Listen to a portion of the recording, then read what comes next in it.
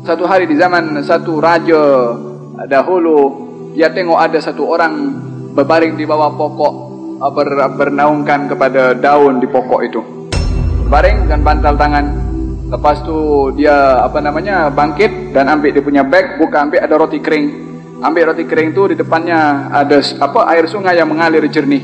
Dibasahi roti kering itu. Lepas tu dimakan. Pas makan ambil air tu minum. Alhamdulillah. Dia punya ekspresi alhamdulillah itu nampak memang puas hati betul dengan makanan roti kering dengan itu air yang depan itu. Kata raja itu, nikmat apa dia dapat tu? Dia punya ekspresi alhamdulillahnya luar biasa. Bagi tahu kepada pengawal, panggil, suruh datang. Jumpa dengan raja. Kata raja, apa kamu kata tadi? Diulang perkataannya. Apa dikatakan? Kamu tak punya rumah, roti kering kamu makan, air pun air daripada sungai, kamu ungkapkan seperti itu. yakni apa yang bermain dalam fikiran kamu sehingga kamu dapat mengekspresikan syukur itu dalam bentuk seperti itu. Dia kata, wahai raja, kalau tuan raja ini makan makanan dan makanan itu tak boleh masuk ke dalam sangkut di sini kecuali dengan air, dan air itu raja tak boleh dapat kecuali dengan separuh harga, separuh kerajaan yang tuan raja punya.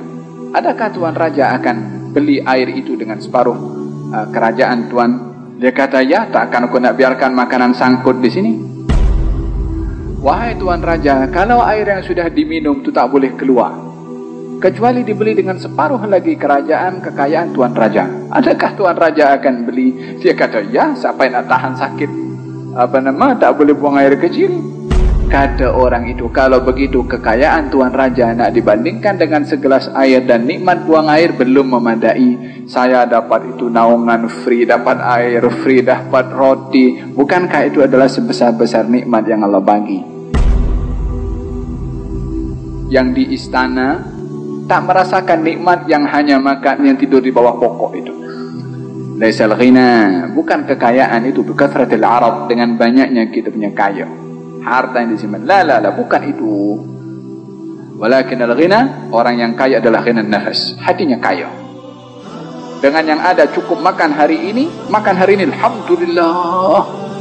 Esok ada rezeki saja besok. Faham tu? Ini sifat adalah sifat dalaman, bukan sifat luaran. Kita tak boleh, ini orang kaya, dia bukan ini orang kaya. Belum tentu juga. Ada orang kaya yang dia banyak kaya harta, kaya hati. Ada orang miskin, sudahlah miskin harta, miskin hati. Faham dong? Ini sifat dalaman, tak boleh diukur dengan zahir. Kalau salah seorang anak murid, dia belajar kepada seorang gurunya yang miskin, tak punya harta. Hari-hari gurunya kalau nak pergi makan, pergi sungai memancing, dapat ikan, baru dimakan. Esok pergi mancing lagi, dapat ikan, makan. Hari-hari macam tu. Ya, ini rumahnya pun kecil. Satu hari gurunya ini suruh anak muridnya pergi ke bandar, pergi ke tempat abangnya untuk menyampaikan satu hajat. Maka anak murid pergi ke bandar, pergi bagi address alamat rumah abangnya. Dia dapat rumah abangnya besar, banglo lah kalau bahasa sini. Pergi jumpa dengan abangnya, dah sampaikan hajatnya. Kemudian anak murid itu beritahu, wahai tuan, saya diperintah oleh guru saya untuk memohon kepada tuan menasihati guru saya. Kata si abang itu, beritahu kepada adik saya, jangan bergantung cinta dengan dunia. Kata anak muridnya, tak silapkah dia bagi nasihat? Bukankah nasihat itu untuk awak?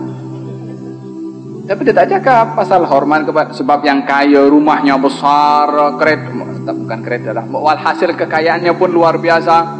Adiknya yang kat kampung itu kalau nak makan pergi sungai memancing, dapat ikan itu dimakan. Balik kampung dengan geram, jumpa kepada gurunya, dibagi tahu pesanannya, gurunya pun menangis. Allah lagi pelik. Esok hari jumpa dengan gurunya, guru, apa di sebalik apa yang berlaku? Kata gurunya, wahai anak muridku, abangku tak cinta dunia. Dunia cintakan kepada dia sehingga mengejar kepada dia. Harta abangku kalau dalam sekelip mata itu lenyap daripada miliknya, tak berubah kekayaan hatinya dengan Allah. Tapi aku setiap hari berfikir tergantung kepada esok kalau nak pancing dapat ikan atau tidak. Masih bergantung. Masih dia tertanya-tanya.